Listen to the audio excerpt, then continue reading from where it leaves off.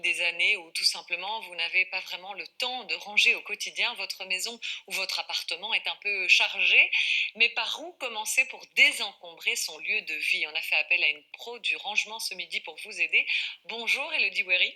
Bonjour Alice. Vous avez été pendant de longues années home organizer, donc vous aidiez les particuliers à faire le tri chez eux. Aujourd'hui, vous formez d'autres personnes à aller ranger chez les gens.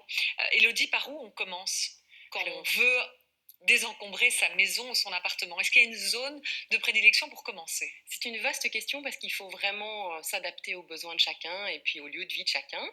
Mais en général, on essaye toujours de commencer par des choses qui sont usuelles, c'est-à-dire des objets qui sont non sentimentaux, non angoissants, pour que vraiment les bienfaits du désencombrement se ressentent au maximum et qu'on ait envie alors de poursuivre vers des objets qui sont des fois plus compliqués à lâcher. Et c'est quoi, par exemple, les objets dont on n'est plus détaché? Alors, mais dans mon cas, la cuisine n'était pas spécialement ma pièce de prédilection, c'est plutôt la pièce de mon mari. Donc, moi, j'ai eu aucune difficulté à Ah, donc vous éliminer. avez jeté les trucs de votre mari, c'est plus facile.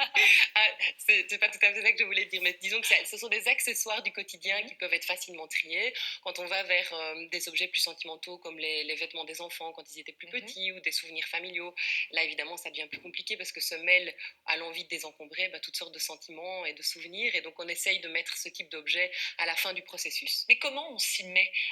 On doit procéder de manière méthodique ou bien à un moment, il faut simplement y aller et commencer à trier? Est-ce qu'il y a une procédure du rangement? Alors moi, je suis convaincue qu'il y a vraiment une méthode effectivement pour se mettre à désencombrer.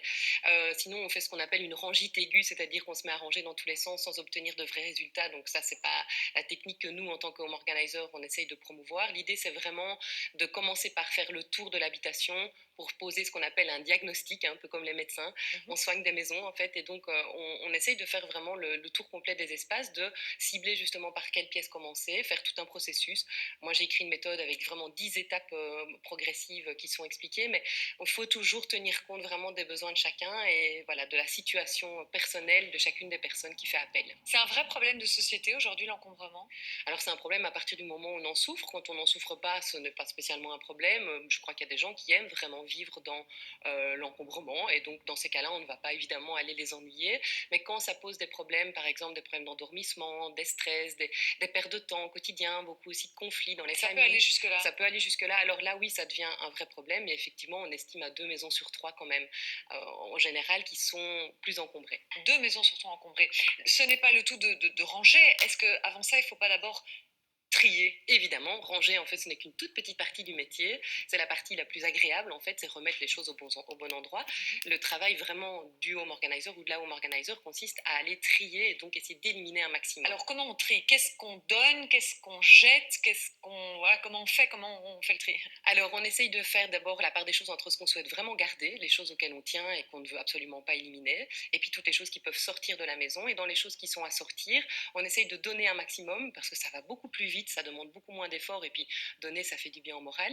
Donc Quand il y a des il choses ne faut qui ont de pas la valeur, vendre. Pour que ce soit efficace, c'est mieux de donner en ça se va plus détachant vite. carrément. Ça va beaucoup plus vite de donner. Maintenant, je trouve ça dommage de passer à côté d'une petite enveloppe quand on peut revendre certaines choses. Donc, évidemment qu'on peut aussi encourager les gens à revendre des objets, mais le marché de la seconde main est quand même fort saturé. Donc, on vend beaucoup moins bien qu'avant et à des prix beaucoup plus minimes. On dit que faire le ménage chez soi, c'est faire le ménage en soi. Est-ce que c'est vrai? Est-ce que ça se vérifie dans votre profession? Les personnes chez qui vous allez ranger, vous voyez qu'elles en ont retiré un vrai bénéfice personnel. Alors, j'ai beaucoup de témoignages qui vont dans ce sens-là. Donc, oui, ça m'encourage à croire que c'est vraiment thérapeutique de pouvoir désencombrer sa maison. Je pense que c'est un bon moyen de faire le point sur sa vie, sur ce qu'on veut, sur ce qu'on ne veut plus, sur vers quoi on va, et donc de s'alléger de toutes les choses qui nous empêchent peut-être d'aller de l'avant. Comment après on s'y tient dans la durée? Comment ne pas retomber dans ces travers et à nouveau réemmagasiner? Alors d'abord, quand on a dépensé beaucoup d'énergie pour trier, évidemment, on n'a pas envie de la refaire une seconde fois, mais je pense que l'idée, c'est vraiment de faire attention à ce qu'on consomme et donc à ce qu'on fait rentrer dans l'habitation.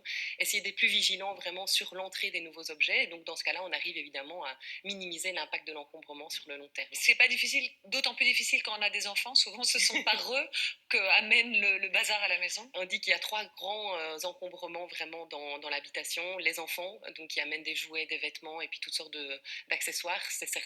Les papiers et les vêtements. Donc oui, les enfants sont clairement un élément perturbateur dans les habitations, Mais on les aime quand même. mais on les adore, évidemment. Merci beaucoup, Elodie Wery, pour tous vos précieux conseils ce midi. Il est bientôt 13 heures. Votre RTL Info se prépare.